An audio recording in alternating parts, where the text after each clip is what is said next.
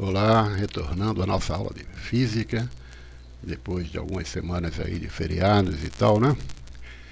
Muito bem, vamos logo começar lembrando, né, que a nossa prova do quarto bimestre, ela vai acontecer no dia 18 de dezembro, tá? E o que vai cair na prova? Vai cair o assunto de hoje, né, que é principalmente o capítulo 15, né, eletrodinâmica, e mais o capítulo 16 que a gente vai ver na semana que vem, tá certo? Então tomem como base exatamente o vídeo de hoje, né? E claro, né, o vídeo da semana que vem. Mas como uma boa orientação para a prova, né, fixem nos conteúdos apresentados nos vídeos, certo? Então, no capítulo 14, que a gente não chegou a estudar, né, mas eu recolhi assim, algumas coisas necessárias para a aula de hoje, fala-se sobre a descoberta da eletricidade, né, que atribui-se essa descoberta a Tales de Mileto, já no século VI a.C., né? Já faz bastante tempo. Claro que naquela época eles não sabiam como usar o fenômeno, né? Apenas constataram a sua existência. E como é que foi isso, né? O Tales percebeu que um pedaço de âmbar, quando ele esfregava o pedaço de âmbar em uma lã, né, ele adquiria uma propriedade de atrair pequenos objetos, né, mas ficou só nisso mesmo, né, essa curiosidade, né. Mas o que vem a ser âmbar? Né? Âmbar é um material vegetal, uma resina vegetal fossilizada. Né? Ela leva milhões de anos para adquirir essa consistência. Né? Hoje em dia ela às vezes é usada para produzir objetos ornamentais, né? Tipo colar, pulseira, essas coisas. Né? E justamente porque em grego antigo eles chamavam esta pedrinha, né, digamos assim, que não é uma pedra na verdade, mas vamos chamar de pedra, eles chamavam de elétron. Né? Essa era a palavra grega que se usava para esse objeto. E é daí que surgiu, né, por séculos e séculos depois, né, foi dado os nomes dos elétrons e também a palavra eletricidade, né, se originam exatamente desse fenômeno. Tá? Na verdade, somente uns 2.000 anos depois, né, de Tales de Mileto, é que esse fenômeno foi chamado de eletricidade, recebeu esse nome. Né? Então os estudos só começaram a se aprofundar mesmo, os cientistas começaram realmente a levar a sério essa pesquisa já lá pelo século XVIII, né, 1700 e alguma coisa. E somente no século XIX é que começaram a surgir os primeiros usos práticos da eletricidade, né, como a luz elétrica. Né? Aqui, ao contrário do Thomas Edison, né, na verdade esse cientista russo aqui, o Alexander Nikolaevich, como é que é aqui, gente? Lodin, né? Ele já tinha inventado uma lâmpada que mais tarde ficou famosa nas mãos do Thomas Edison. Né? Posteriormente também se desenvolveram motores elétricos e permitiu a construção da primeira locomotiva elétrica e bem depois, né, o primeiro carro elétrico. Isso aqui já foi em 1913. Né? A Ford conseguiu fabricar um carro elétrico, embora nunca foi fabricado assim para venda, né? Porque era muito caro, as baterias saíam caríssimas. Até hoje bateria é um problema sério, né? Então não era prático. Mas só agora, cento e poucos anos depois, é que começam a surgir os primeiros automóveis elétricos comerciais. Tá? Mas o que vem a ser essa tal de eletricidade, né? A eletricidade está relacionada com a natureza da matéria, da forma como a matéria é feita, né? Então ela só começou a ser esclarecida depois que se descobriu a estrutura do átomo. Antigamente não se sabia que o átomo, né, era assim, dessa maneira como a gente aprende aí na escola. Vocês na aula de química provavelmente já viram essa estrutura atômica, né, onde você tem um núcleo, né, formado por prótons e nêutrons, essas partículazinhas aqui, e mais uma camada de elétrons, né, que são essas que estão aqui circulando ao redor, correto? Então, os átomos eles tendem a apresentar quantidades iguais de elétrons e prótons. Então, aqui no esquema a gente tem aqui, né, 3 prótons, né, esses vermelhinhos aqui, e 3 elétrons circulando ao redor do núcleo, tá? Então, a transferência de elétrons de um corpo para outro, porque como eles estão aqui fora, né, digamos assim, voando aqui por fora, eles conseguem se transferir de um átomo para outro com uma relativa facilidade, né? Então, essa transferência, né, pode desequilibrar a quantidade, fazendo com que os corpos fiquem eletrizados. Como assim? Porque, olha só, se o corpo tiver mais elétrons do que prótons, né, digamos que esses átomos aqui receberam elétrons de outros átomos, então a gente diz que ele está carregado negativamente, porque os elétrons têm carga negativa, tem um sinalzinho de menos aqui, né? Do contrário, se um átomo perde muitos elétrons, ele fica com mais prótons do que elétrons, né? Aí a gente diz que ele está positivamente eletrizado, porque os prótons têm carga positiva, tá? Essa quantidade de elétrons, né, de carga positiva ou negativa, ela é medida no sistema internacional por uma unidade chamada Coulomb, né, cujo símbolo é a letra C maiúscula, em homenagem ao cientista francês Charles-Augustin Coulomb. Okay? Um princípio conhecido da eletrostática é o princípio da atração e da repulsão. Segundo esse princípio, as partículas elas podem ser atraídas ou repelidas de acordo com as cargas que apresentam, né? Então, olha, duas partículas com cargas de sinais opostos irão se atrair. Isso aí é bem conhecido de vocês, correto? Carga positiva e carga negativa, elas tendem a se atrair. E se as cargas forem iguais, por exemplo, duas negativas ou duas positivas, elas tendem a se repelir, correto? Condutores e dielétricos. Isso a gente também precisa saber, né? O modo como as cargas se movimentam em um material é que determina se ele é um condutor ou um isolante, tá? O isolante geralmente também é conhecido no meio da eletricidade como dielétrico. A gente conhece mais como isolante, né? Mas se por acaso você vir por aí a palavra dielétrico, você já sabe que é um sinônimo de isolante, né? Geralmente assim, os metais, né, os corpos de animais, incluindo nós humanos, né, corpos úmidos, são exemplos de bons condutores, né, bons condutores elétricos. Enquanto que o vidro, a borracha, a madeira são exemplos de materiais isolantes, né? Nas cargas, nos condutores, né, no caso aqui os metais, etc., os elétrons eles podem se movimentar com relativa facilidade. E já nos isolantes, não. Os isolantes apresentam mais dificuldade para esse movimento. Okay? Existem também, né, hoje em dia, bastante utilizados, são os semicondutores e os supercondutores. Né? Os semicondutores eles são materiais que, em determinadas condições, veja bem, em determinadas condições, eles comportam-se como um isolante ou como um condutor, né? Então é possível controlar a maneira como ele vai se comportar, né? Isso é a base dos nossos sistemas digitais, dos computadores, dos chips, né? Dos celulares e tudo quanto é aparelho eletrônico que a gente usa hoje em dia, tá? Eles são baseados assim na utilização de semicondutores. Enquanto que também existem os supercondutores, que são materiais que, em determinadas condições de temperatura, apresentam pouquíssima resistência à passagem de elétrons. Ou seja, eles comportam-se como condutores elétricos com eficiência extraordinária, tá? Então, as aplicações desses aí são mais raras. A gente não vê em qualquer esquina, não, né?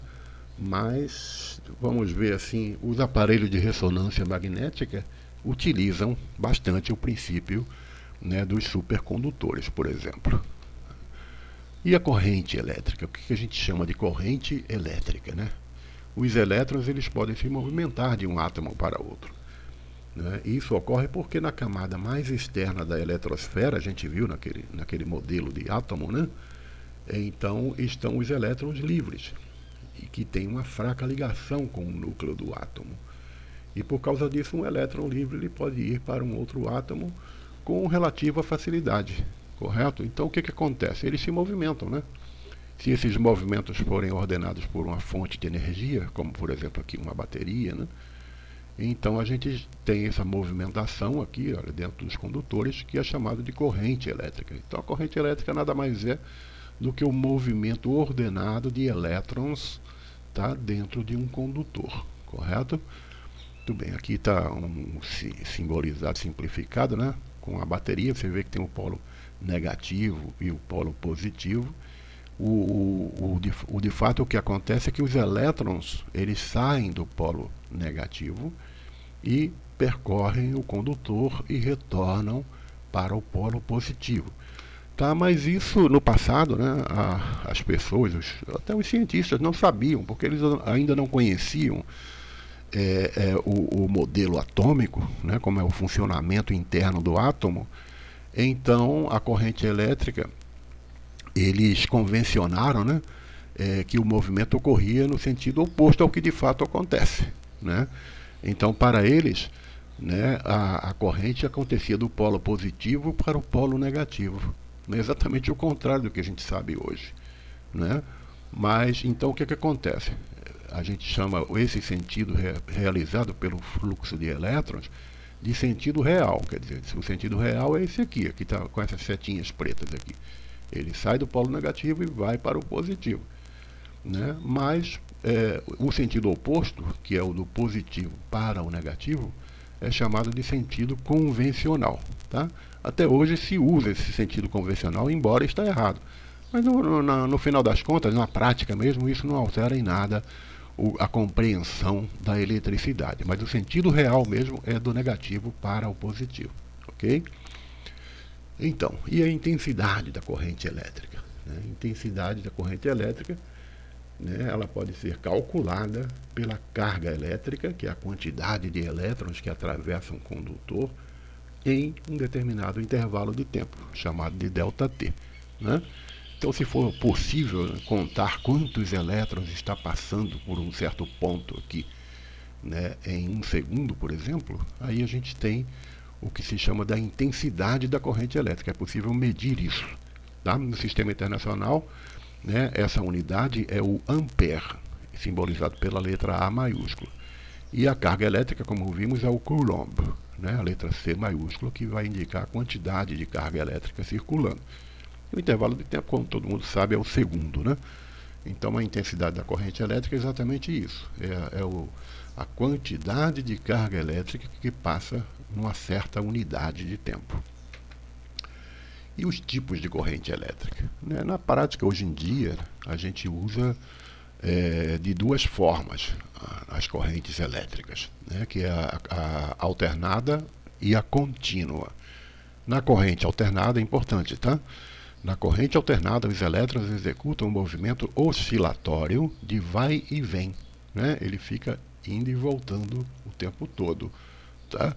No interior do fio condutor. A quantidade de repetições desse movimento em 1 segundo chama-se frequência. A gente já viu isso, né? Quando a gente estava estudando a ondulatória, porque isso aqui, no final das contas, é uma onda, né? Então é simbolizado por F, a frequência, né? Cuja unidade no sistema internacional é o Hertz. Aqui no Brasil, a frequência geralmente adotada para distribuição de energia elétrica, né, alternada na rede elétrica, é de 60 Hz. E alguns países utilizam 50 Hz. Né? Não chega a acontecer um padrão. Deveria ter, mas não acontece isso. E já, por exemplo, né, nesse caso aí, a eletricidade que a gente usa nas nossas residências, ele vem justamente desse movimento ordenado que percorre os fios condutores do sistema de transmissão de energia, né? Então, você tem aqui, olha, a usina geradora de energia. No Brasil se usa muito a usina hidroelétrica, né? Que passam por subestações e vão percorrendo imensas distâncias através dessas torres de transmissão, né? Que a gente vê em toda parte por aí. Aí chegam de novo em subestações nas cidades, que distribuem para os bairros, as ruas, né, que passam por transformadores e tal, até chegar na nossa residência. Esse tipo de corrente utilizada é a corrente alternada. Tá? Agora a corrente contínua, tá, aqui olha, no gráfico está representada por essa linha reta aqui, ó, que não varia. A alternada ela fica subindo e descendo aqui. Ó. A contínua ela é formada por essa linha reta aqui. Os elétrons apresentam um movimento contínuo, ordenado dentro dos fios condutores. A corrente contínua é o tipo de corrente proveniente das pilhas e baterias, né? É o mais comum. Então, os aparelhos, né, eletrônicos que a gente usa em casa, a maioria deles funcionam com corrente contínua, né? É o caso de um controle remoto, de um celular, etc. Ok? Bom, então vamos ver esse exercíciozinho aqui, o exercício número 1 aí do livro, sobre as afirmativas abaixo. Vamos ver se é verdadeiro ou falso. Letra A. Os metais são considerados bons condutores elétricos, pois apresentam muitos elétrons livres na camada externa de seus átomos. Né? A gente já viu isso aí, é verdadeiro, claro, né? Letra B. A corrente elétrica é ordenada de acordo com a quantidade de elétrons presente nos fios condutores. Será que é isso mesmo, gente? A corrente elétrica é ordenada de acordo com a quantidade de elétrons presente nos fios condutores. Olha só, hein? Falso, né? Na verdade, a corrente elétrica ela é ordenada de acordo com uma DDP. DDP eu vou explicar para vocês, é uma diferença de potencial ou uma tensão elétrica, né? Geralmente através de um gerador, tipo uma bateria, né? Ou a tomada da rede elétrica. Né? É isso que faz com que ocorra a corrente elétrica. Tá? Não é a quantidade de elétrons que está dentro do fio. Né?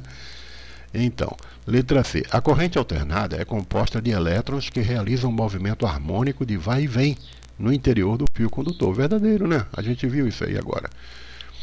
A corrente contínua é composta de elétrons que realizam um movimento contínuo, olha só, né, ao longo de um fio condutor. Claro que é verdadeiro, né? Ok? Vamos falar um pouquinho agora de potência elétrica. Geradores elétricos, né, como as pilhas e baterias, a gente chama genericamente de geradores, tá? Então, são aparelhos capazes de provocar uma tensão, uma força elétrica, né? Ou DDP, se usa muito esse termo na eletricidade, que é a diferença de potencial, aí fala-se DDP, cujo símbolo é U, a letra U maiúscula, né? E a unidade no sistema internacional é um volt. Vocês já ouviram falar, 220 volts, 110 volts, né? É justamente essa unidade que mede essa tensão elétrica, essa força, essa DDP, tá? Então, é aí transmitindo energia para os elétrons e provocando a corrente elétrica nesse fio, tá? Essa energia associada à corrente elétrica é chamada de energia elétrica, cuja unidade no sistema internacional é o joule. Embora na prática a gente, né, nunca fala essa palavra joule, né? Então, por exemplo, aqui, olha, tem vários tipos de pilhas, né? Bateria, como queira chamar. Então, essas daqui, olha, todas essas primeiras aqui, do modelo D, C, AA, AAA, 4A, essa aqui bem fininha, né? É de 1,5 volts, tá? Já essa outra aqui, olha, não sei se vocês já viram desse tipo, ela é de 9 volts, ok? Muito bem. Aparelhos eletroeletrônicos convertem parte dessa energia, né, em diversas outras formas de energia, como a mecânica e a térmica. E a quantidade de energia transformada por esse aparelho em um determinado intervalo de tempo é chamado de potência, né, a potência do aparelho, cuja unidade é o watt, representado pela letra W maiúsculo.